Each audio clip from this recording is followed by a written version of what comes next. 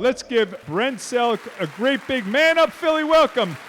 I got to say, I saw a lot of people here that I've met throughout my career in Philadelphia, so it's nice to see a lot of familiar faces. It's great to be here. Thank you for inviting me, Eustace. My pleasure, Brent. And for those of you who maybe have the privilege to be married to a Villa girl like I do, Susie, Brent's wife Celeste is also a Villa girl. Let's give Villa a big round of applause. Sorry for you Marion girls. So Brent, you and I know it, but just for the rest of the people here, just tell us where you grew up. Yeah, so I grew up in Cincinnati. Two parents still together, married. I'm the oldest of 5 kids, and I got 2 brothers, 2 sisters, and my parents always ran hair salons. So I actually had a stay-at-home dad. It was a different life for me, having a stay-at-home dad, but my mom used to go to work every single day. She would come home and cook dinner. I'm still trying to figure out what my dad did. But it was a lot of fun. My dad used to always put us to work when we were young. So I remember some things that he used to do to us. Like one summer, he told me and my brother, there's a pile of wood taller than, right here. And, he told us, listen, this summer I want you guys splitting that wood every single day. And so we really had no off time. There was a time where he got a backhoe and he told us, I was like 14 at the time, he was like, listen, I want you to dig a hole that starts at 1 foot deep and goes to 3 feet deep. And I didn't know how to do that, but we figured it out. So I would say my dad was very influential in getting me to do things and get out of my comfort zone and really have me believe in myself that I can do anything I put my mind to. So I had a great childhood in Cincinnati. One thing that is a little bit different is in grade school, now I always loved football. My mom tells me since I was 2 years old that I love football. And when I was in the 2nd grade, I went to a Catholic grade school, and we didn't have football at that school. All I had was like 12 kids in my class, probably one of like 7 boys. And so I told my parents, listen, I want to play football. School doesn't have it. So my parents went to the local Catholic grade school league and asked them if I could play. So literally, I was like a free agent the first time I ever played football. And they took me and they put me with the team with the least amount of players, which in turn was the worst team in the league. The next year, the same thing. I went to the team with the least amount of players. So my parents went from driving me to one school across town to then driving me to another school across town. And then I went to a 3rd team the 3rd year.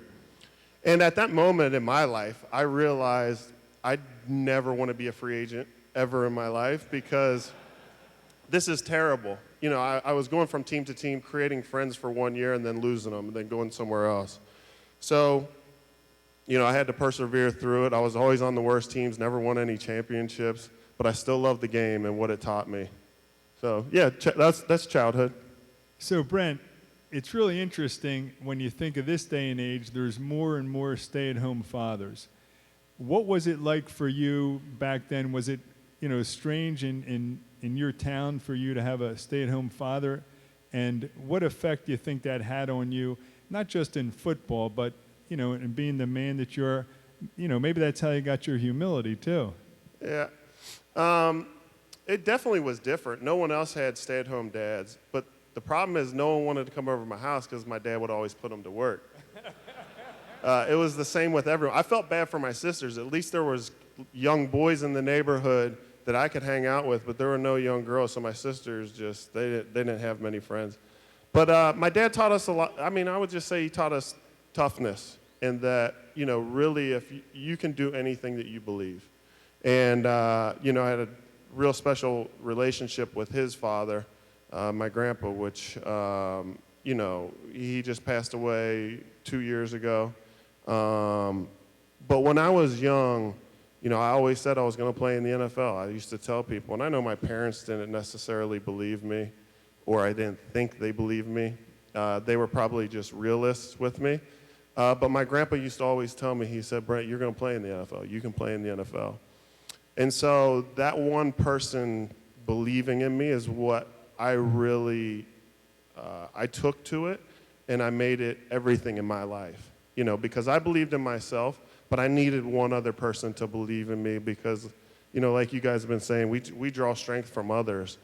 And my grandpa was that for me in my life. And I will say this to everyone that's out there, the older men in this room, if you can just go find a young kid and believe in him and truly believe in him and make him believe in himself, I think the transformation in that kid's life can be, it can be endless. I'm trying to pass on what my grandpa did for me with my kids and younger kids that I meet. So I think that we all need somebody in our life, and we all need somebody in our life that believes in us.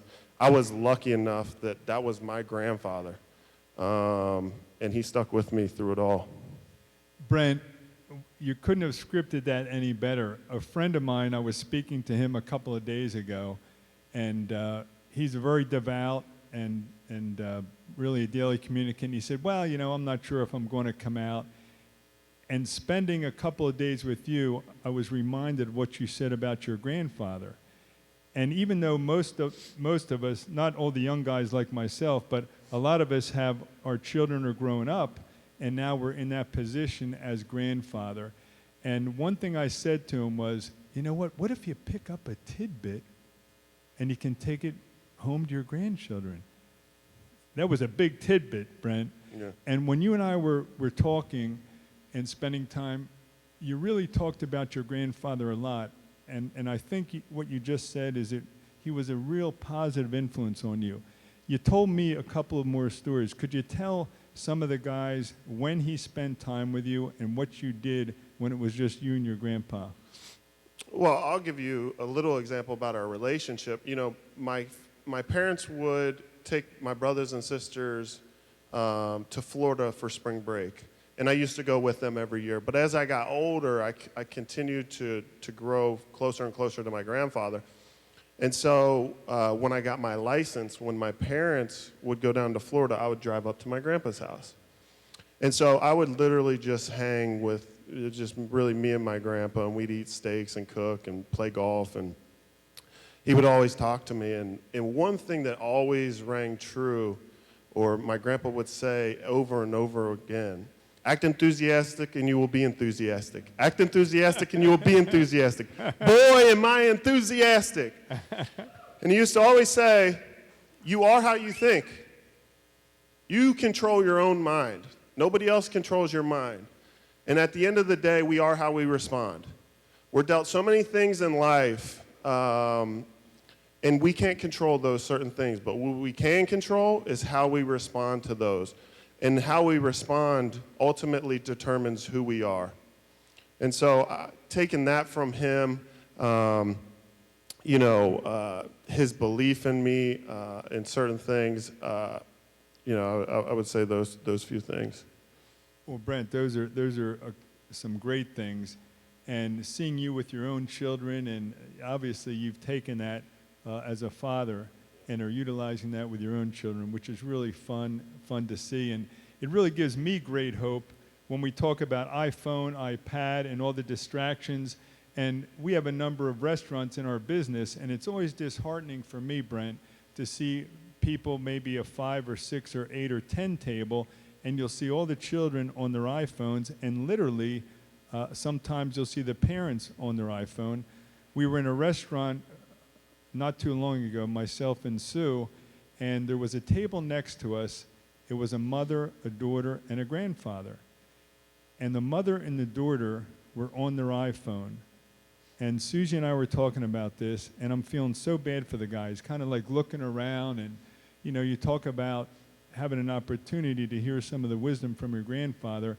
It made me feel so bad that I got up and I was about to go over and make a joke with the mother and the daughter about their iPhones, but before I could make it to the table, he reached into his pocket and pulled out his own iPhone.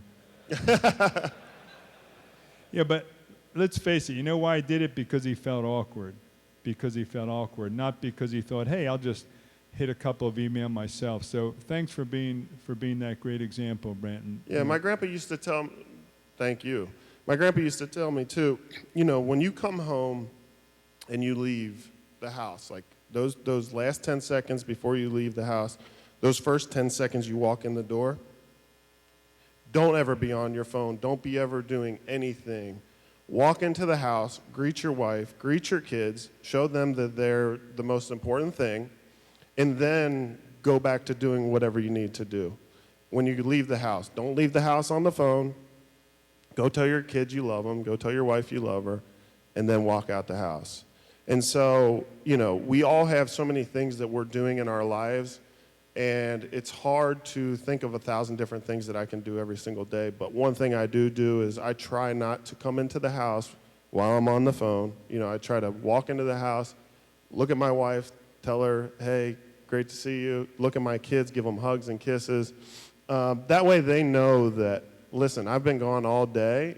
The most important thing to me in my life is my family, but they don't know it unless I show it. And so my grandpa, he told me that.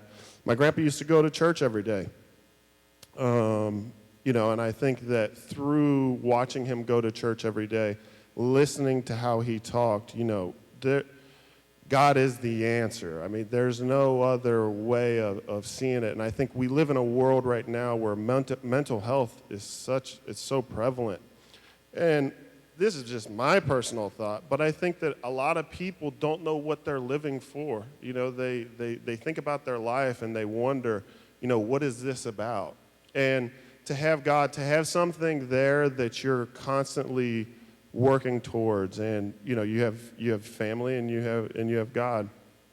I think it's the only way to live. Otherwise, things become depressing. You start wondering why in life. Why am I doing this? Why am I doing that? And then you find ways to be selfish, because when you think there's nothing bigger, you just say, well, let me just satisfy myself.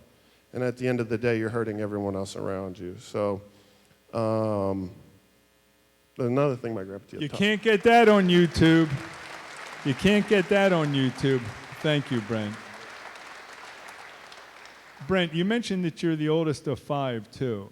So obviously you got some great example from your father and your grandfather, and you pass that down.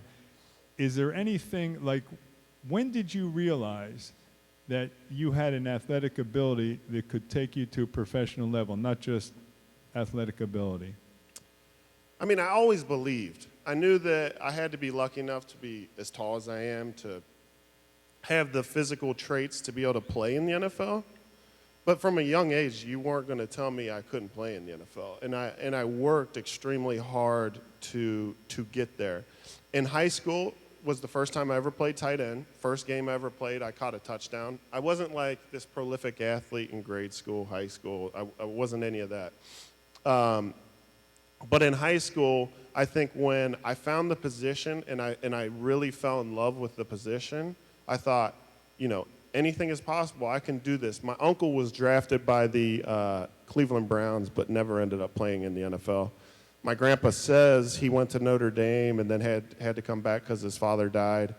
And he said he would have been prolific at Notre Dame. I don't know. That's one of the things I don't know if I believe. But he believes it, right, Brent? He believes it. Yeah, and my dad never liked football. My dad had a full ride scholarship to play college football. He never liked it, but I loved it. And then once I got to college, I think my level of confidence just kept going up and up and up, and made me feel that I could do it. And then once you meet some scouts, they're like, hey, you probably have a chance.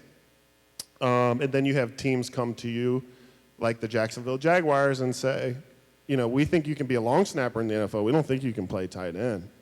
And so there's always been doubters along the way, and that's okay, but that's fueled me to be who I am. I use that as fuel. And tell us about the draft. I mean, the emotion of that must have been up and down, up and down. And when did you realize that you could make a living playing football?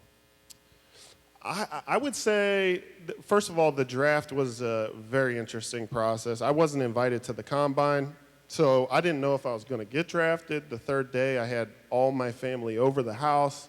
I was in the basement. You never want to have a party that ends where it's like, Hey, sorry. I'm sure it's going to work out for you, even though no one picked you. Good luck. And so, I was in my basement, all constantly looking at my phone, and then a 215 area code number comes up.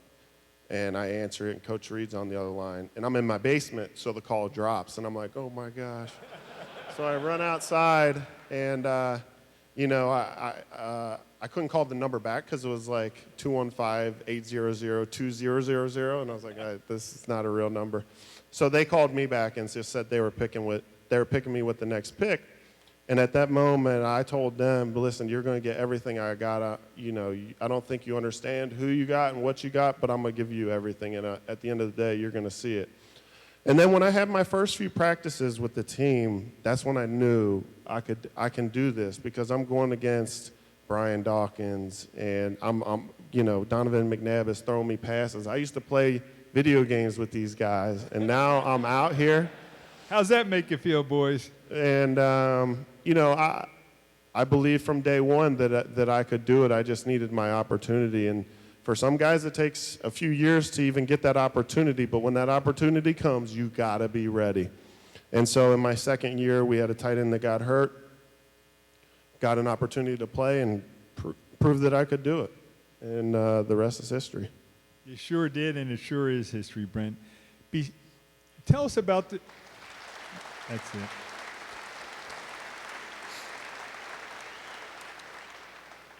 Once you knew that you could do it, who else would you say besides your grandpa, who else had a positive influence on your life that maybe when you had some of your own self-doubts, and it sounds like grandpa took pretty good care of the self-doubts, but, was there another coach? Was there somebody else in your family?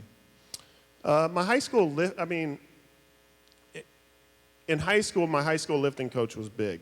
He taught me hard work. He pushed me to limits in the weight room and working out that I didn't know my body could go.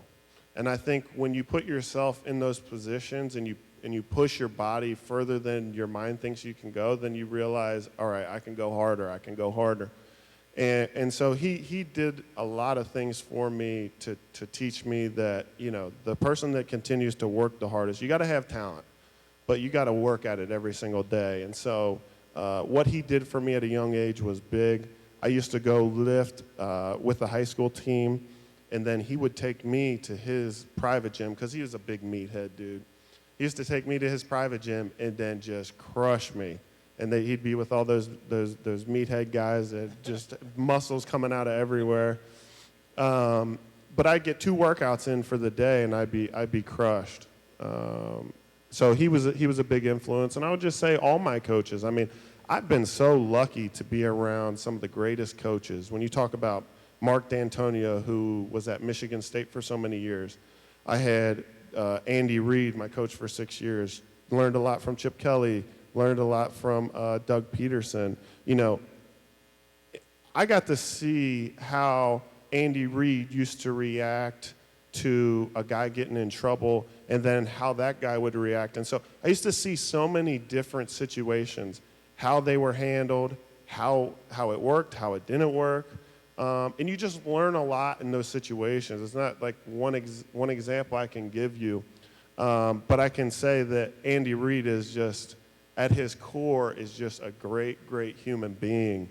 And how he handled situations, that guy's changed people's lives countless times. And I think that last year when you see him win the Super Bowl, or this year when you saw him win the Super Bowl, you could see all the love that came from the guys, because they realize what he has given them, and the knowledge and the discipline that he has given them. So to be around guys like that through my career, I gotta take things from them. You got to be in those situations, and when you're lucky enough to be around special people like that, you got to take things from those situations. I feel the same way about you, Eustace, when I met you.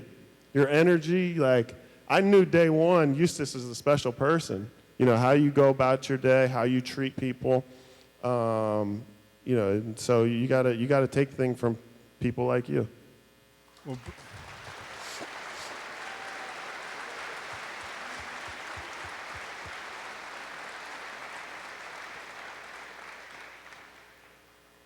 Brent, I think I'm going to retire after this man up because that's about as good as it gets. But that really means a lot to me. And Brent, there was another story about Alshon Jeffrey and you in the cafeteria at NovaCare. Tell us about that.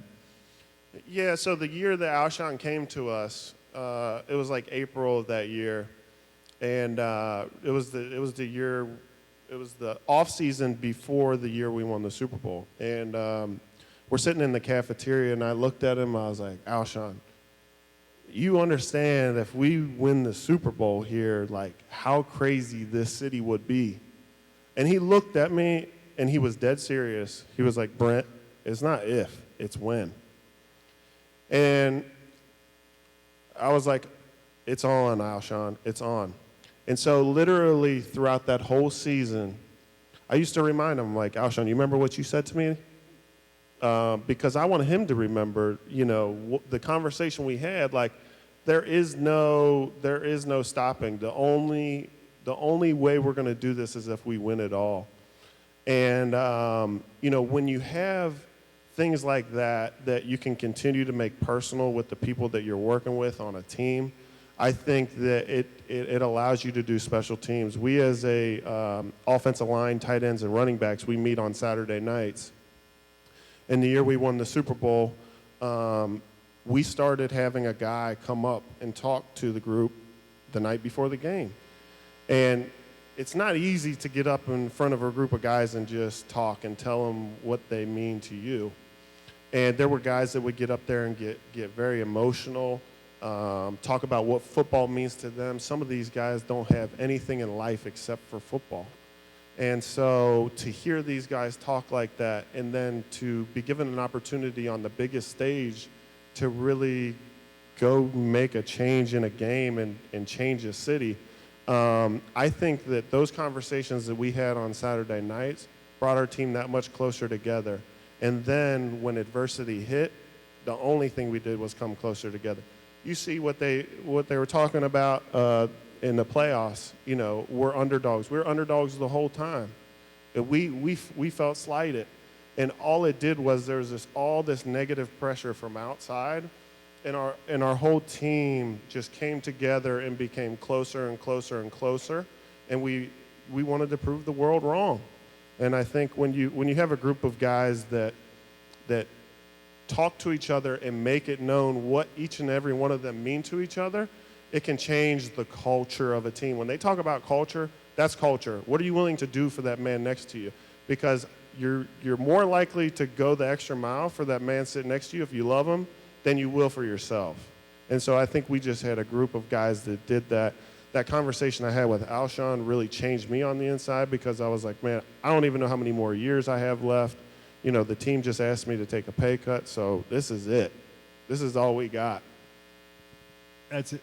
Brent, that is really, by the way, Matt, if you could, there's a little feedback, a little fuzz here.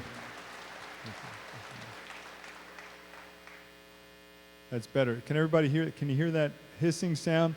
Matt, if we could work on that sound a little bit. After Steve talk, if you can't hear us, please let it be known. Believe me, we knew it then. But let me just try to switch this off from.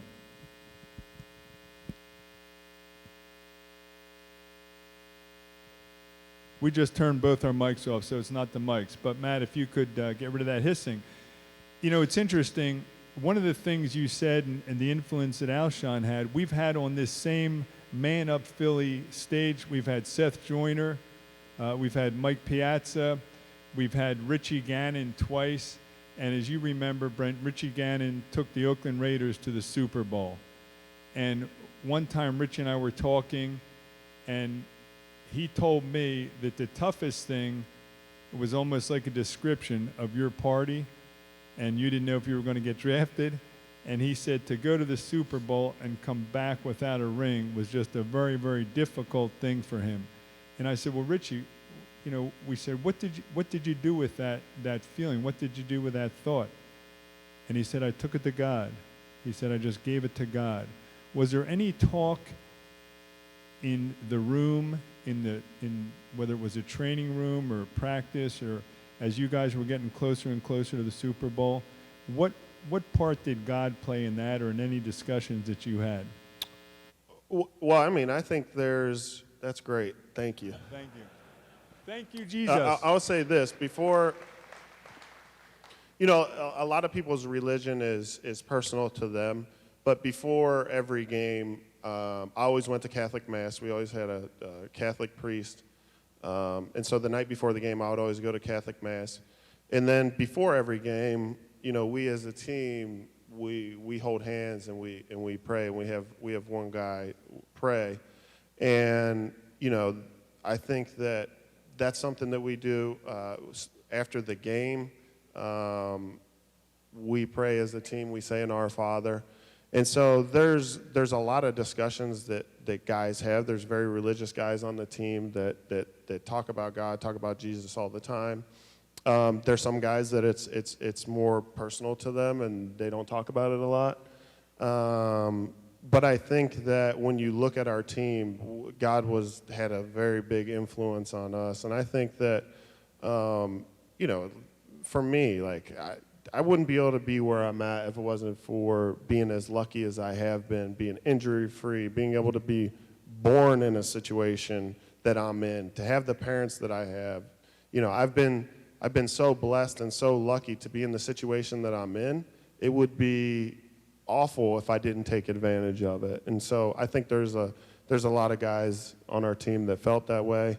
So I think God definitely had a big influence. Me personally, you know, I talk to God every day and thank Him for the situation I'm in. I got 3 beautiful young kids. I got a great wife. I got a great family. And so I'm lucky. Well, you know, Brent, absolutely. There's that parable of the talents. And it took me till I was 50 years old, not that long ago, it took me till I was 50 years old to really realize what that parable meant, Brent. And it finally occurred to me because it seemed to me that the guy who got 5 gave 10 back, the guy who had 3 gave 6, or 10 gave 20. Whatever it was, the first 2 doubled it, and then the last guy got 1 talent from the master, and he buried it, but he didn't lose it. And he gave it back to the master, and the master was like, he wanted to beat him up. So it seemed to me, it took me till I was 50 to realize the talent that he was talking about was not the money talent, it was the God-given talent. And how many people are out there that have been given a talent by our Lord, and they don't take advantage of it? Richie took advantage of it. And we look at you, and it was interesting when you and I first talked, and we talked about Man Up Philly, and you said, after a while, you said, well, you know, Eustace, I'm not sure I'm the guy. And there's your plan, my plan, and God's plan. And I'll tell you, Brent, I know I speak for all of us here, we could not be more thrilled because you took those 10 talents and made them 20. And I'm very appreciative about that, and all of us. And how would you say, I mean, you're an example to your siblings, you're an example to your family. Was there any point in time where you realized that talent really came from somewhere else? I mean, I think when I was young, I had always hoped that I would have the talent or the height, but I was given it. And so, you know, I think when I was at a young age, and I grew up going to a Catholic high school, and I saw the family that I had, and I saw situations that other guys were coming from or were put in, I realized that I was blessed at a young age. You know, moving forward, I was able to go to the Senior Bowl this last year, and I got to listen to a lot of these young kids talk about their life, and these are some of the most successful college football players that you guys would know of right now. And a lot of these kids were dealt with nothing in life. Parents on drugs, parents being killed, brothers killing other people, seeing family members die in front of them. And I think about my own life, and I have had none of that, and how lucky, I have been in that situation, how blessed I have been. But in listening to these guys talk, you could just see that the thing that makes a lot of people very successful in life, and it's similar, is basically what I said before, we are how we respond, is these guys would use these setbacks in their life as just setups for comebacks. And, to listen to one kid say, my mom was all I had, and then when I was in high school, she passed away, and I wondered, what do I have in life right now? And he just stuck to football, and basically his outlet in life is football, and it changed his whole life. That's very inspiring. And, I try to take things from everybody. I think God is in every single one of us. We are an extension of God. We got to act like it. But we can take things from each other. And in every conversation I have with people, I'm always learning things, always taking from them, because we're all in our own situation. We all have our own struggles. We all have our own triumphs. But we can learn from each other and help the younger generation become better, because at the end of the day, that's truly what it's about. It's about our kids, and like Steve was saying, it's about us, how we act on a daily basis. And so we control that. We control that, and at the end of the day, that means we control the future. But it just takes us. Don't do more than just be the best version of you. We always used to talk about it in football. Don't do somebody else's job. Just focus on doing your job. It's their job to do their job. You do your job to the best of your ability, and when you put all that together and you add all of us together, it's going to make a dang good team. And it sure did, Brent. It sure did.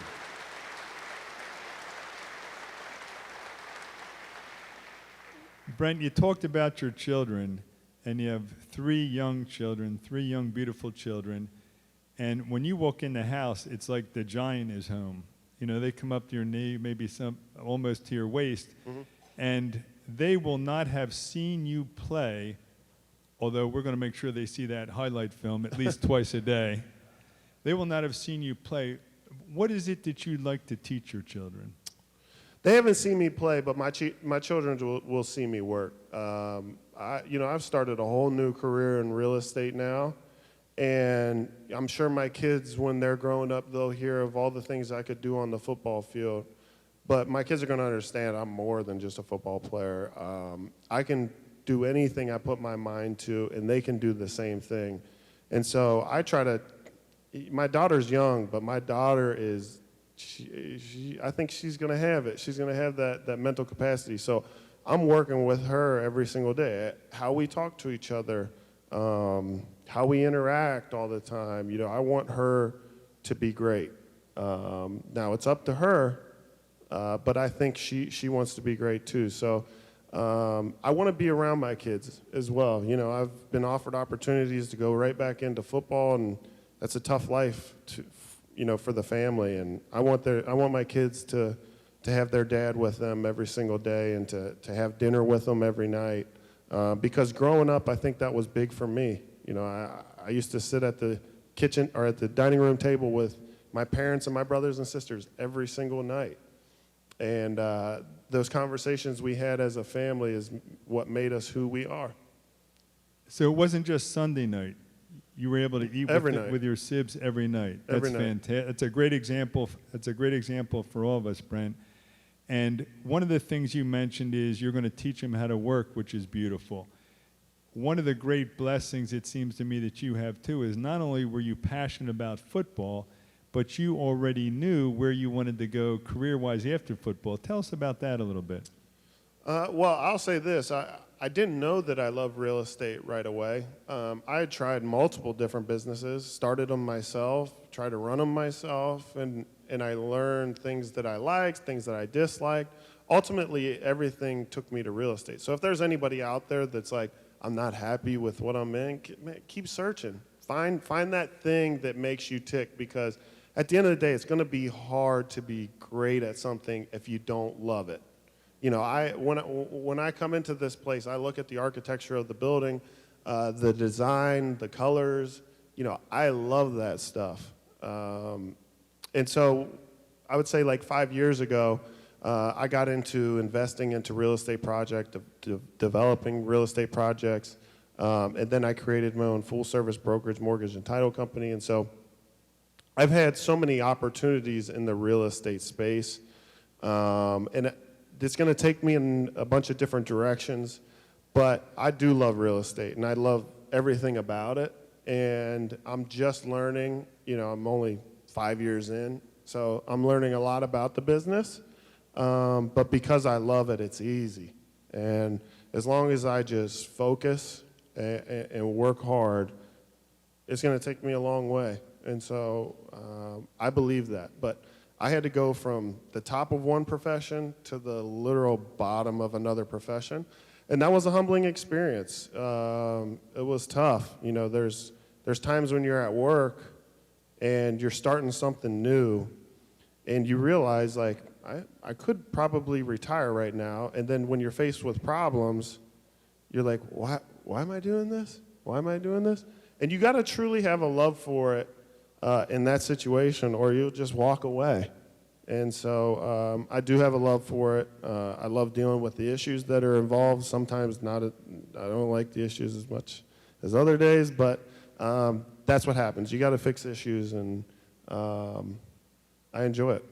And you can tell, Brent and I had a chance to walk around a number of buildings, and it was shocking to me when you say 5 years in the business, how much you knew about construction and framing and masonry and insulation and everything. So that was impressive to me, and it said to me, whatever Brent does, Brent's going to study, work hard, and be professional in that. So that was a great enlightenment for me to see too, Brent. And lastly, the last two questions, I'm going to give you the answers to. That's exactly right. When we were, Brent and I, talking about doing a back and forth format, and I was studying up on Oprah, I always notice Oprah holds cards, so there's not anything on these cards, but I thought, if it's good enough for Oprah, let me try it. So Brent, I thought to myself, we spent some time together, and I had an opportunity to get to know you, which was wonderful. But it seemed to me, what about through the eyes of somebody else, namely your wife? So I got Celeste, that's Brent's wife, Celeste. I got Celeste's phone number, and I called her up. Well, first I texted her. It's all good, guys. It's all good. Just come on. We're made up now. And I texted her and I said, Celeste, is there a good time? Luckily, I had already met Celeste, so it wasn't like a stranger, and said, is there a good time that I could just spend 3-4 minutes speaking to you? So, and I said, but don't tell Brent. So she texted me back, and we put a time together. And I didn't really give her time to think either, but I said, Celeste, let me ask you a question. How would you describe Brent as a father? And the first words that came out of her mouth was loving, nurturing, spends time with them. And that's what really spoke the best to me, because in reading a number of books in my life, I read a book, Zig Ziglar wrote a book called Courtship After Marriage. And he said that your love for your children is spelled T-I-M-E. And that's basically what Celeste said to me.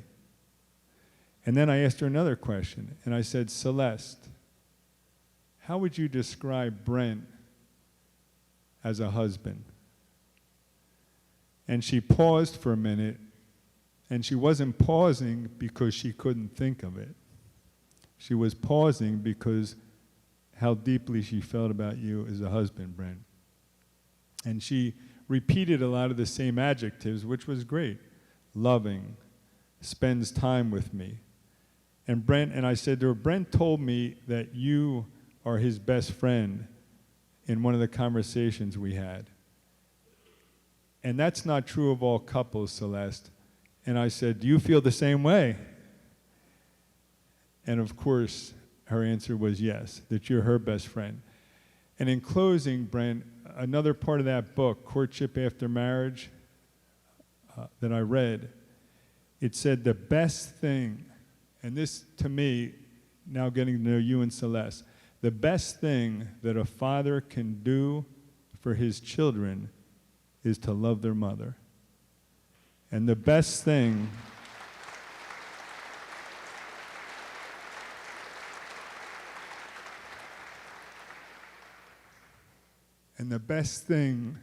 that a mother can do for her children is to love her father. So thanks for being a great example to us all, Brent. God bless you, man. Thank you, brother. Brent Celek.